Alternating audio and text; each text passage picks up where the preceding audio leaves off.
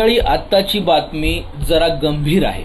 जर तुमच्या घरामध्ये 7, 8, 9 वर्षांचं लहान लेकरू असेल आणि ते तुमच्या घराच्या आजूबाजूच्या परिसरात जर खेळत असेल तर ही बातमी तुम्ही बघितलीच पाहिजे।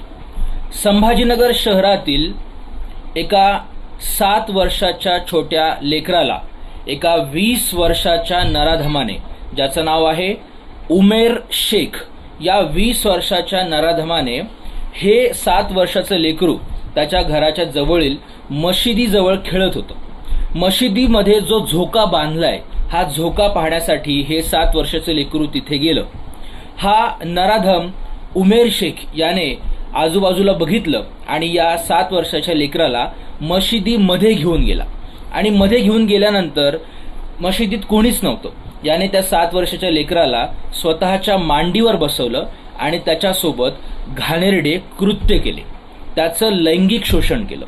आणि एवढंच नाही तर हे झाल्यानंतर त्याने त्या 7 वर्षाच्या लेकराला स्वतःच्या मांडीवर झोपवलं आणि घट्ट दाबून ठेवलं।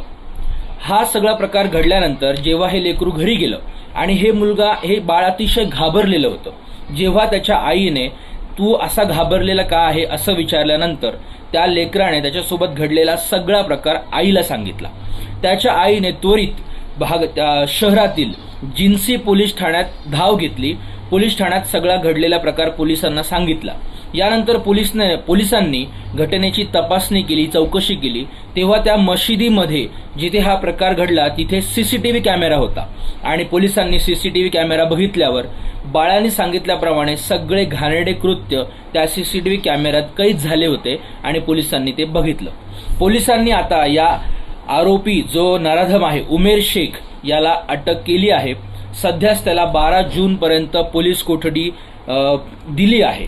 तर मंडळी, तुमच्या घरात जर लहान लेकरू असेल तर तुम्ही सुद्धा सतर्क राहिलं पाहिजे आणि ही बातमी जास्तीत जास्त शेअर करा जेणेकरून जागरूकता वाढेल।